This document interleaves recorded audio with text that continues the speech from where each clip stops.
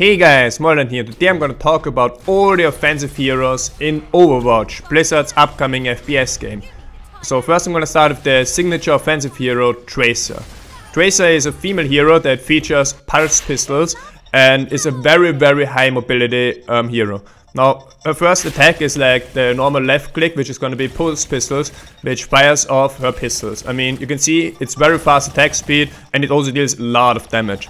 Then she has a lot of movement skills, for example the blink. The blink makes it so that you can actually like shift from one place to the next place, and this works with like a storage system where she's able to store up to 3 charges of blink and generate more every few seconds. So you can either decide to, for example, use 3 blinks in a row, or you can decide to like save them for outmaneuvering the opponents and really get around the map in a very efficient way. The next skill is recall on the hotkey, and the recall is pretty much means that Tracer bounce back within time. So for example, if you are at a certain location right now and then 2 seconds later you recall, you're gonna be put back to the location you were before. And this is really good, for example, like get in, get a nice damage off, and then escape the danger or escape. And that's where you can play Tracer as high DPS hero, but also as kind of like assassin. Like you go in, you blink to an opponent, you headshot them quickly, and then you recall, get back into safety. And her ultimate that every hero has in Overwatch, or every hero has an ultimate, and hers is the Pulse Bomb. The Pulse Bomb is a targetable bomb that explodes in a very large radius and does a very high damage after a brief delay. And that's Tracer. From my experience of playing the game already for 15 hours, she's very strong, she's very popular, but she's also like very high skill cap. I've seen like a lot of Tracers who are really weak because they don't know how to like dodge or don't know how to use their complex toolkit really effectively. But I think if you master Tracer, you're gonna be like immense, and it's gonna be super sick also for videos to like create or see a really good Tracer play in action. And if you want to play like high skill heroes, maybe Tracer is exactly the right one for you. Next we're gonna have the Soldier 76. Now this is the hero I played the most so far, because he's like really the classic generic FPS hero in Overwatch, and his toolkit is really good and fun. Now he has 2 main attack skills. On the left he has his heavy pulse rifle, which is kind of like a full automatic pulse rifle that you can shoot off 25 bullets before you have to recharge it, which takes like 1 or 2 seconds, and then you can fire again. Now this is really good at long range. It's also good in like close range, especially if you manage to target the heads of opponents, which does a lot more damage. But then again, like the right mouse click, the HELIX rockets, is just as good. It does a lot of burst and it's pretty easy to target it. For example, like you can really use this to like on a Pharah, for example, it's up in the air, you HELIX rocket her and it's gonna take like a massive amount of damage. It's also great against like multiple opponents who are like clumped together in a small area. And yeah, both DPS skills are really high damage, and they're really good in the Soldier 76. Then he also has a sprint ability, which means he can quickly move around the map, he can assassinate people, and it's also really good to escape. Now every time I get low HP on Soldier 76, I usually manage to escape, because I can always sprint back or sprint to a safe place, pick up some med packs and so on.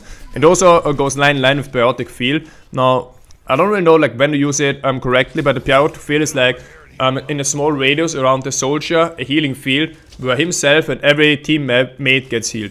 Now I've used this already myself to like stay alive or heal myself back up before I re-enter the fight, but also like keep my teammates alive. So at some points like 3 or 4 people of the team gonna be very low HP, especially if their opponents use some ultimates, and then you can like just use the BIOTIC field to heal up and continue the pressure on the points.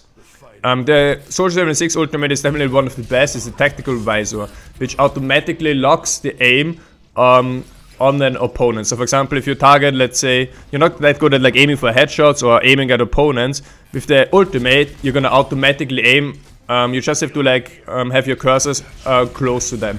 So you don't need to like exactly be at them, but you have to have your cursor close to them, and it's gonna do like a lot of damage. Now with that I've already gotten triple kills, even like some quadra kills that often like result into like action of the game, which is a bit ridiculous because it's probably not like the most skill intense ultimate to use, but you really have to learn how to use it, because other people like know about this ultimate now, and what they do is like when they hear the Soldier 76 activated, they just like hide and they just like play defensive for like 5 to 10 seconds until it's over and then re-engage. And the thing is like without the ultimate, the Soldier 76 is still like very good, but it's not that strong. It's really the ultimate that really makes him, where he can like kill 3 or 4 people at once if he like really times it well, really uses it well, and then get the pressure on like capturing a point or clearing the enemy team to defend the point.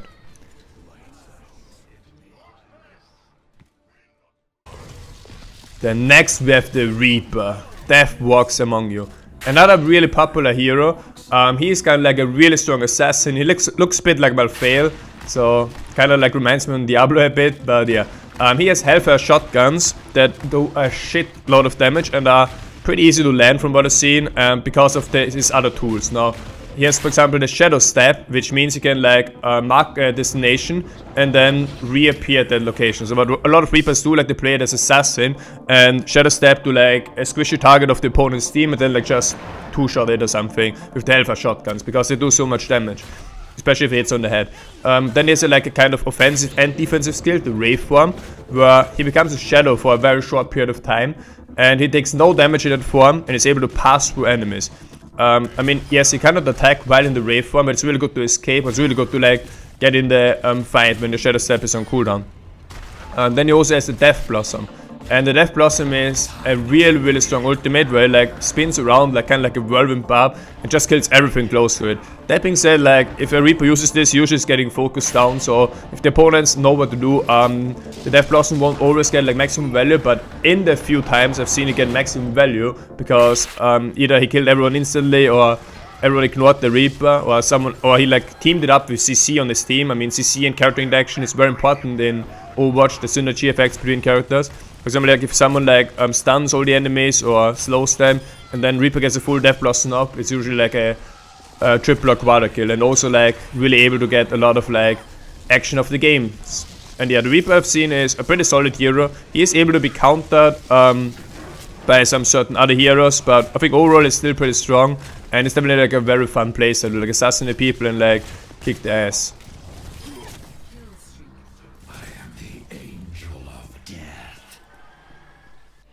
Then we have Pharah. Now, as most other offensive heroes, Pharah is doing a lot of damage, but she's squishy. Now, she has a rocket launcher that does a lot of AoE damage.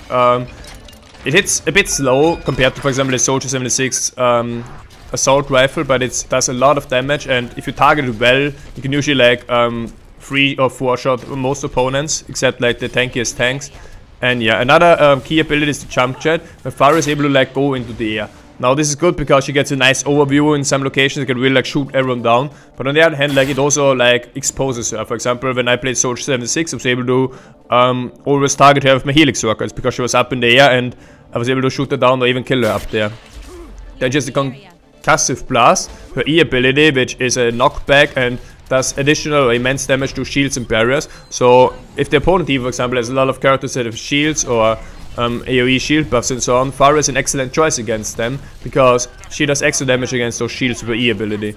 And her ultimate is super strong. The Barrage, again, like massive multi-kill potential, where she fires a continuous salvo of mini rockets and can destroy groups of enemies. And I've seen Pharah be an excellent hero, especially on defense, because as a defense team, like she can really like choose really good spots and like really do a lot of damage to opponents that are trying to capture a point. But then there's a Pharah there up in the air, like just attacking everyone. It's really tough to deal with her if she's good, and I think this is not a hero that could really shine in the hands of a skilled player.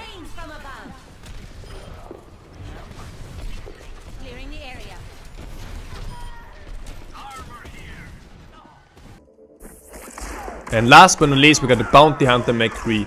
Now McCree is using pistols and he can either like decide to like shoot off bullets individually or to like swiftly unload the entire chamber by fanning his Peacekeeper's hammer, as his weapon is called.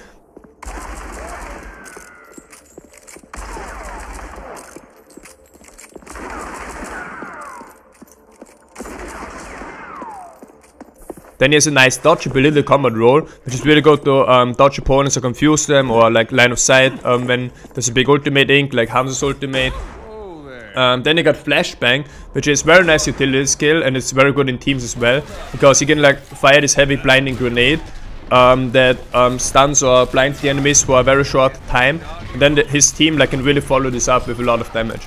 So he has some kind of utility even as offensive hero, and then his ultimate is just like baller. Like his ultimate is really strong. Jordan, a Hearthstone YouTuber, like I played with him and he was able to really utilize this ultimate to his fullest potential and get like a lot of action of the games. You pretty much like focus opponents, and you can, for example, like mark 3 opponents or 4 opponents, whatever, and then afterwards like he shoots every enemy in his line of sight. And if the opponents are already low, then the kill shot will be very, very quickly. The Dead Eye ultimate is really, really strong, and McCree is another excellent hero for an offensive team. So that was my short preview of the offensive heroes. I'm probably gonna focus on offensive heroes when I play Overwatch, but of course I want to play every hero, I want to play every role, I want to be good at every role, but I think offensive is really where I and probably most other people are gonna have most fun with, because those are the heroes that deal the most damage, that require the most mechanics, and can also like do the coolest stuff, or some of the coolest stuff. Now from my experience at Gamescom and also the Road to BlizzCon event, where Overwatch was playable in Europe, I would say 80% of people always choose offensive heroes. But I mean, people weren't really caring about like how to build a proper team and stuff, and they just decided to go, okay, let's play offensive heroes because I want to do damage. But things like a lot of those heroes are really high skill cap and really require precise aiming, with especially headshots doing so much more damage than normal shots. That's gonna take a long time to master a lot of them, and yeah, some of them are probably like easier to learn or play, like the Soldier 76, especially with his outdoor target ultimate, whereas others like Tracer are really skill cap intense champions, where I think the skill cap is not going to be reached in like 1 or 2 years. But yeah, I hope you guys enjoyed this review of Overwatch. The beta is going to start very soon on 27th of October this month. So yeah, stay tuned for that. Hopefully I can stream it and make more videos with some gameplay footage of myself.